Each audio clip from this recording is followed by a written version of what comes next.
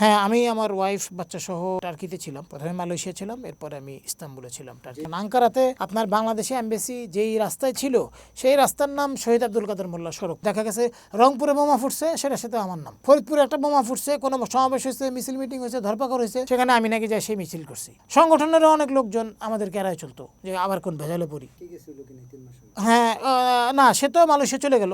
সে যেটা করছে তার ফেস অতটা পরিচিত ছিল না, আমার ফেস ওই সময় তো ব্যাপক পরিচিত হয়ে গেল, যার জন্য সে আপনার যেতে পারছে। সে এক ফাঁকে কবর জিয়াত করে সে মালয়েশিয়া পড়াশোনা করতো, সে মালয়েশিয়া চলে গেল।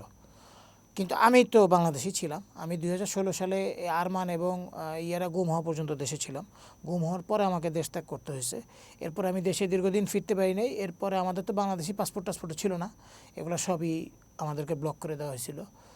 তো যাই হোক, আল্লাহ তাআলার মেহেরবানিতে দেশের বাইরে ছিলাম। এরপরে বিপ্লবের পরে আমি দেশে ব্যাক করছি। দেশে ব্যাক করে এখন তো দেশেই আছি। ফ্যামিলি সহ কি ছিলেন নাকি? হ্যাঁ, আমি আমার ওয়াইফ বাচ্চা সহ টার্কিতে ছিলাম। প্রথমে মালয়েশিয়া ছিলাম, এরপরে আমি ইস্তাম্বুলে ছিলাম যে টার্কিতে। জিনিসটা জানতে চাচ্ছিলাম, এই যে আপনার বাবার ফাঁসি কার্যকরের পর জি, মনে হচ্ছিল যে আপনার কোনোভাবে অসম্মানিত হচ্ছে না, আপনারা পৃথিবীব্যাপী সম্মানিত? না না, এটা তো কোনো প্রশ্নই নাই। এটা উনি বলে গেছেন যে আমার নাম পৃথিবীতে দিকে দিকে ছড়ায় পড়বে, এমন জায়গায় আমার নাম যাবে যেখানে জামাত ইসলামী কোনো দিন চিন্তাও করে না। একদম তাই হয়েছে, একদম তাই হয়েছে। এবং উনি কিন্তু একথা আমাদেরকে বলে গেছেন যে একদিন আসবে যেদিন হাসিনা পলানোর পথ পাবে না। আমার মৃত্যুর কারণেই হাসিনার একদিন এই পতন অবধারিত। সেটা হয়েছে, সেটা সাইদি সাহেবও বলছেন অসংখ্য জায়গায় যে তারা পালানোর জন্য ইঁদুরের গর্তও পাবে না। এখন তাই হয়েছে তাদের অবস্থা। যদিও আমরা বিপ্লব যেই উদ্দেশ্যে হয়েছে সেটা আমরা পাই নাই পুরোপুরি, বাট ফ্যাসিস্ট সরকার তো পালাইতে বাধ্য হয়েছে। এবং ওনারা যেই রক্ত দিয়েছেন, যেই আপনার ত্যাগ স্বীকার করছেন, এবং আমরা সম্মিলিতভাবে জামাত ইসলামী এবং জামাত ইসলামের অসংখ্য নেতাকর্মী সহ সারা দেশবাসী সবাই যে ত্যাগ স্বীকার করছে, এটারই সম্মিলিত ফলাফল হচ্ছে এই ফ্যাসিজমের আপনার পলায়ন। তো ডেফিনেটলি আপনার বিশ্বের, আমি টার্কি, মালয়েশিয়ার এমন অনেক জায়গায় আমি ধরেন গেছি, দূর জায়গা যেখানে ধরেন বাংলাদেশিরা আছে, বা ইভেন বাংলাদেশিরা টার্কিরও আমি অনেক জায়গায় গেছি যেখানে তারা ইংরেজি বলতে পারে না, কিন্তু কাদের মোল্লার নাম তারা জানে। তারা জামাতের নাম জানে না, কিন্তু তারা কাদের মোল্লার নাম জানে। তারা কাদের মোল্লার মাধ্যমে বাংলাদেশকে চিনে। এরকম অসংখ্য জায়গা আছে, মালয়েশিয়াতেও তাই। আমার বিশ্বের আরও দু একটা জায়গায় লোকজনের সাথে কথা বলার সৌভাগ্য হয়েছে। তারা সবাই খুবই অবাক হয়ে গেছেন যে আমি কাদের মোল্লার ছেলে, মানে আমি খুবই সাধারণ এবং আমি এভাবে দেশ ত্যাগ করে পালায় আসি, মানে আপনার আমি দেশ ত্যাগ করে চলে আসছি হিজরত করে, এটার কারণ কি তারা জানতে চাইছেন। এবং তারা শুনে অবাক হয়েছেন যে আমরা দেশে থাকতে পারতেছি না। আমি তো বলবো যে উনি নিজামী চাচা এবং সাইদি চাচার এদের টার্কিতে বেশ কিছু সিটির নাম, মানে আপনার রাস্তার নামও নিজামী চাচা এবং আব্বুর নামে করে দিয়েছে তারা, গভর্নমেন্ট। এটা বিশাল, হ্যাঁ, এটা তো বিশাল সম্মেলন। আঙ্কারাতে আপনার বাংলাদেশি এমবেসি যেই রাস্তায় ছিল সেই রাস্তার নাম শহীদ আব্দুল কাদের মোল্লা সড়ক রোড ছিল আর কি।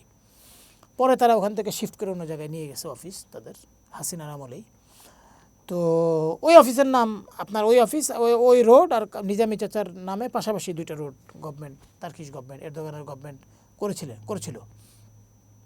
এরকম বিশ্বে আপনি দেখবেন যে চীন, জাপান সহ সারা বিশ্বে যত জায়গায় আব্বুর শাহাদাতের পরে মানুষজন কান্নাকাটি করছে, জানাজা হয়েছে, এটা আনপ্যারালাল। আমার কাছে মনে হয় না বিশ্বে খুব বেশি লিডারের এটা হয়েছে। সাইদি চাচা জানাজা এটা হয়েছে, নিজামী চাচা জানাজা এটা হয়েছে, জামাতের আরও লিডারদের অনেকের জানাজা এটা হয়েছে।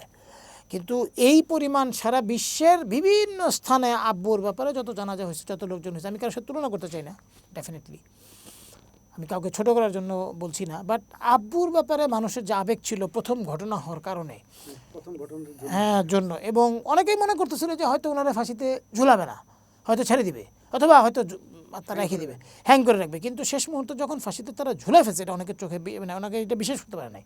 অনেকে আমার ফোন দিয়ে বলছেন যে বাবা আমরা এটা, তো আমি মনে করছিলাম যে ওনাকে হয়তো এটা মিশামিশি শেখ হাসিনা একটা প্রেশার ক্রিয়েট করার জন্য করতেছে, বাট ওনাকে যে যদি ফাঁসিতে ঝুলাই দিবে, ওনার মতো এরকম একটা লিবারেল, একটা শিক্ষিত, একটা বাম রাজনীতির সাথে 71-এর যে সংশ্লিষ্টতা ছিল যার, তার মতো লোককে, এটা ওনারা বিশ্বাস করতে পারেন নাই। যাই হোক, আল্লাহ তাআলারই মেহেরবানি, উনি বলে গেছিলেন যে উনি সম্মানিত হবেন, আমরা সম্মানিত হব, জামায়াত ইসলামী সম্মানিত হবে, বাংলাদেশ সম্মানিত হবে। এটা হয়েছে আলহামদুলিল্লাহ, আল্লাহ তাআলার অশেষ মেহেরবানি। যে জিনিসটা জানতে চাচ্ছিলাম যে এই ঘটনার পর আপনার জীবনের সবচেয়ে বড় পরিবর্তনটা কী হয়? পরিবর্তন তো হইলো যে, একটা হইলো যে ধরেন আমরা তো খুবই সাধারণ ফ্যামিলির ছেলে, ছোটোবেলা থেকে আব্বু আমাদেরকে খুবই সাধারণ মানুষের কাতারেই বড় করছেন। এই ঘটনার পরে তো ধরেন আমি দীর্ঘদিন রাস্তাঘাটে বেরোতে পারি নাই, মার্কেট টার্কেটও যেতে পারি নাই। দেশের বাইরেও ইভেন আমাকে বিভিন্ন জায়গায় লোকজন চিনে ফেলছে। মালয়েশিয়াতে একটা বড় সমস্যা ছিল, মালয়েশিয়াতেও ডিজিএফআই নেটওয়ার্ক ছিল। পুলিশ বাংলাদেশে 2016 সালের সেপ্টেম্বরে আমি বাংলাদেশ ছেড়ে চলে যাই। তার আগ পর্যন্ত আমাদেরকে কন্টিনিউয়াসলি বিভিন্ন ঘটনার সাথে আব্বু শাহাদাতের পরে যখন আমার নাম বিভিন্ন পুলিশের খাতায়, বিভিন্ন ডিজিএফআই এনএসআর খাতায় উঠে গেল, এরপরে কন্টিনিউয়াসলি আমাদের বাসায় তারা আসতো, ডিস্টার্ব করতো, বিভিন্ন ঘটনার সাথে আমাকে জড়াই দেওয়া হতো। দেখা গেছে রংপুরে বোমা ফুটছে, সেটার সাথে আমার নাম।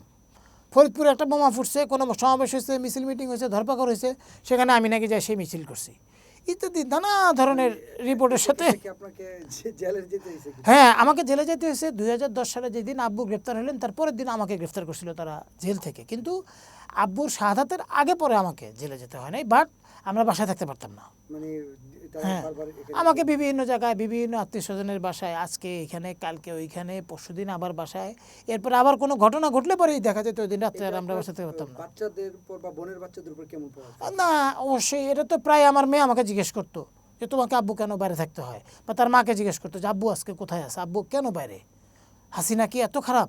মানে তাদের চোখে হাসিনা খুবই খারাপ হয়ে গেছিল, মানে তারা বুঝে ফেলছিল এটা। হ্যাঁ, তারা বুঝে ফেলছিল যে হাসিনার কারণে আপনার মানে আমাকে বাইরে থাকতে হচ্ছে, বা আমার ভাইকে বাইরে থাকতে হচ্ছে, অথবা আমার ভাই দেশে আসতে পারতেছে না, ইত্যাদি ইত্যাদি নানা ধরনের সমস্যা আমাদেরকে ফেস করতেছে। এই চ্যালেঞ্জিং টাইমটায় আপনারা আমরা ধরেন যে আমাদের পরিবারের কথাই আমি যদি বলি আপনাকে, আমাদের অনেক ক্লোজ ফ্যামিলি মেম্বার আমাদেরকে তাদের বিভিন্ন প্রোগ্রামে দাওয়াত দিত না। স্বাভাবিক, এটা আমি হলেও হয়তো তাই করতাম, কারণ আমাদের পিছনে ভয়ে যে 24 ঘন্টায় তো আমরা নজরদারির মধ্যে থাকতাম। তো তারা হয়তো মনে করতো যে আমাদেরকে দাওয়াত দিলে পরে হয়তো কোনো কারণে আপনার ডিজিএফআই লোকজন ওখানে যায় ডিস্টার্ব করবে, পুলিশ ওখানে ডিস্টার্ব করবে, তারা মার্কড হয়ে যাবে। এই সমস্ত কারণে ধরেন আমরা বিভিন্ন জায়গায় দাওয়াত পাই নাই। আমি তাদেরকে দোষ দিই না, আমার তাদের প্রতি কোনো ক্ষোভও নাই। সংগঠনেরও অনেক লোকজন আমাদেরকে এড়ায় চলতো যে আবার কোন ভেজালে পড়ি, আমরা মার্ক হয়ে যাই কিনা, ইত্যাদি ইত্যাদি নানা ধরনের যুদ্ধ ঝামেলার মধ্যে আমাদেরকে যাইতে হয়েছে। আমরা আবার অ্যাট দ্য সেম টাইম অনেক লোকজন যারা হয়তো আমাদেরকে কোনো মানে আগে হয়তো ওইভাবে করতো না, তারাও আমাদের প্রতি বিশেষ সহানুভূতিশীল হয়েছে আব্বু শাহাদাতের ফলে। তারা হয়তো ওই যে আমি যেটা বললাম যে তারা হয়তো বিশ্বাস করতে পারে না যে আব্বুকে তারা এইভাবে মেরে ফেলবে হাসিনা গভর্নমেন্ট। এই অনেক জায়গায় আমরা অনেক সুবিধাও পাইছি, অনেক সহানুভূতিও পাইছি। অনেক মানুষজন দেশের বাইরের অনেক মানুষজন আমাদেরকে ফোন করছেন, বিভিন্নভাবে আমাদেরকে সহায়তা করছেন। আমরা ফিনান্সিয়ালি আমি বিশাল বড় একটা ক্রাইসিসের মধ্যে পড়ে গেছিলাম, অনেকে অনেকভাবে হেল্প করছেন। আমি তাদের সবার প্রতি কৃতজ্ঞতা জানাতে চাই আপনাদের আজকের এই অনুষ্ঠানের মাধ্যমে।